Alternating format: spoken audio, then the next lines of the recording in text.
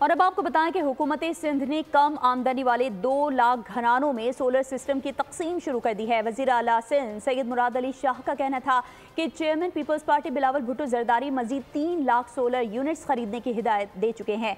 सिंध हुकूमत के इक़दामात से हर शहरी को रिलीफ मिलेगा। अगली स्कीम जो 3 लाख की हम हुकूमत सिंध की तरफ से कर रहे हैं उसमें इंशाल्लाह उनको सोलर होम किट्स दी जाएंगी। तो 6,000 रुपये उन्होंने देने।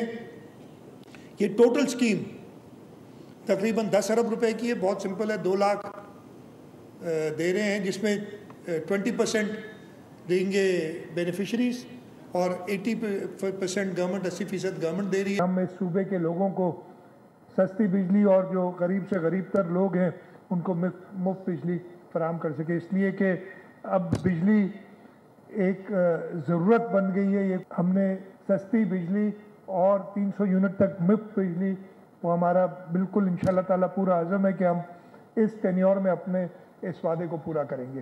पुरज़ोर इल्तिजा करता हूँ वफाक से कि वो अपनी आईनी जिम्मेदारी पूरी करें। सब्सक्राइब करें और बेल दबाएं ताकि कोई खबर रह न जाए।